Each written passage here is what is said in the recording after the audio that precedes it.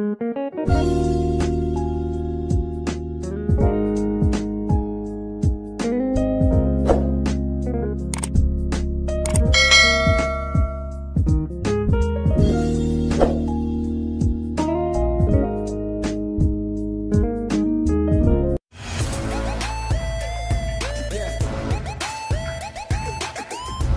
guys, selamat pagi. Kembali lagi bersama gua Reza di Raja Kurcaci Channel. Seperti biasanya kita sharing mengenai nggak jauh dari Wuling Almas ya guys. Oke, jadi banyak pertanyaan mengenai dari mobil Wuling Almas ini. Sebenarnya mobil Wuling Almas ini ditujukan buat siapa sih? Seperti itu ya. Jadi pertanyaannya mungkin ada agak tanda kutip ya. Oke, mobil Wuling Almas ini memang memiliki plus minus dari segi kendaraan ya, dari segi efisiensi terhadap fitur-fitur ataupun dari segi bahan bakar ya. Tapi terkadang memang berbeda-beda pendapat yang menggunakannya seperti itu. Ada yang bilang oh harus pakai TC dulu ataupun Hurricane dan sebagainya biar bisa irit, seperti itu ya. Karena memang mobil ini terbilang tidak ringan dan juga tidak berat seperti mobil-mobil Eropa lainnya, seperti itu ya. Ini kelasnya dia SUV dengan 3 baris dan ada juga yang 2 baris ya, seperti itu ya. Nah, sebenarnya Wuling Almas ini buat apa? Buat ke siapa sih digunakan gitu ya? Wuling Almas ini lebih digunakan bagi teman-teman yang mungkin sudah memiliki kendaraan satunya untuk operasional, untuk harian, dan mobil ini tepat banget untuk digunakan untuk second drive ya. Jadi misalkan kita mau berpergian jauh, jarak jauh bersama keluarga, ini cocok banget bisa dipergunakan seperti itu. Kemudian mobil ini memang juga tidak terbilang efisiensi seperti apa?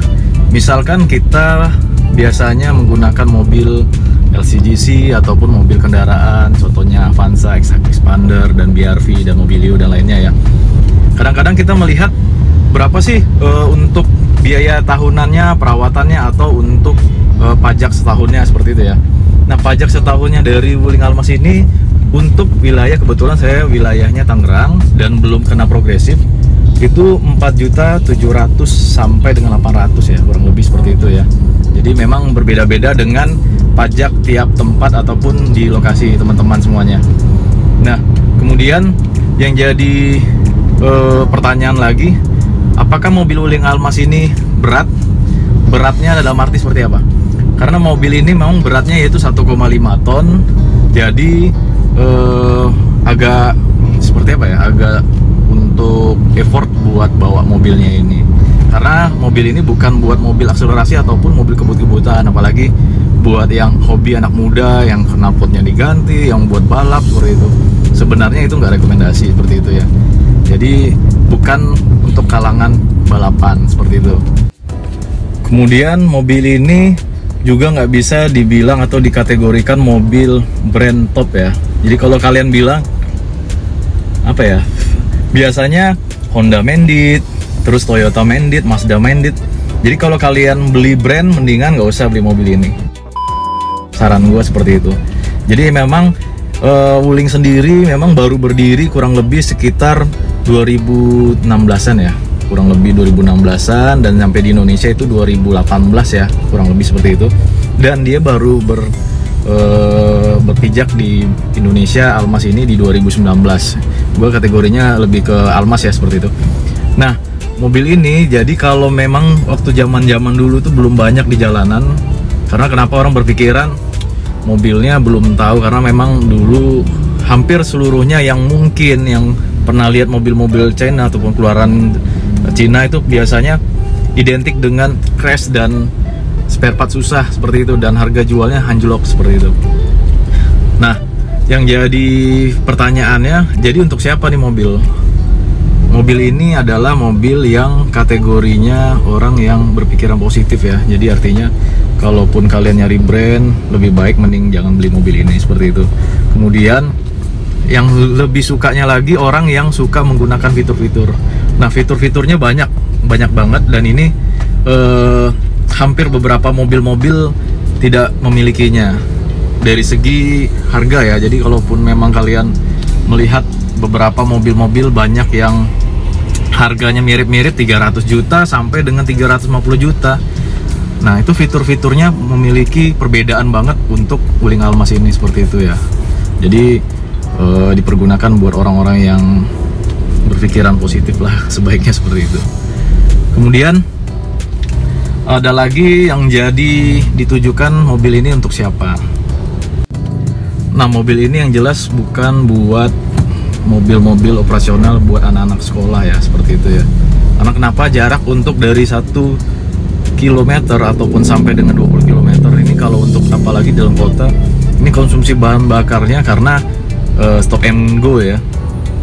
Misalkan ngerem gas itu bikin kurang lebih pemakaian 1 liter 6 kilo atau 7 kilo seperti itu. Jadi memang nggak tepat buat yang dipergunakan buat ngantar-ngantar sekolah seperti itu ya. Tapi bukan melarang buat anak-anak ngantar anak sekolah ini nggak boleh pakai ini ya, gue nggak ngelarang seperti itu. Tapi lebih baiknya sih pakai mobil yang irit seperti itu. Nah, sekarang kita bahas mengenai mobil ini sebenarnya memiliki fitur apa aja.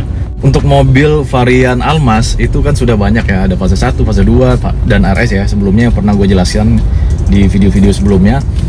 Itu memiliki fitur-fitur yang berbeda-berbeda ya. Dari segi harga pun memang nggak bohong ya.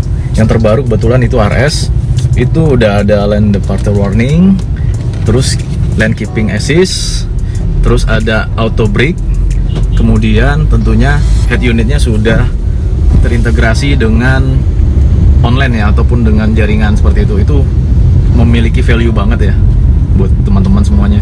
Yang untuk penjelasan sendiri, yang Almas RS waktu itu pernah gue coba, itu berfungsi banget. Jadi kalau misalnya pada saat kita berkendara misalkan di jalan tol, kemudian kita ngantuk dan tiba-tiba itu setirnya bergetar dan memberikan informasi mobil ini untuk segera difokuskan. Jadi seperti itu ya.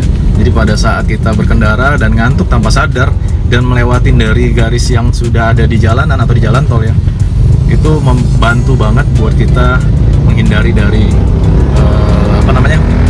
cedera seperti itu ya. Dan yang paling terpenting adalah mobil ini sebenarnya bukan full autonomous ya. Jadi bukan mobil seperti Tesla yang dilepaskan jalan sendiri seperti itu. Sebenarnya fitur ini udah ada di RS.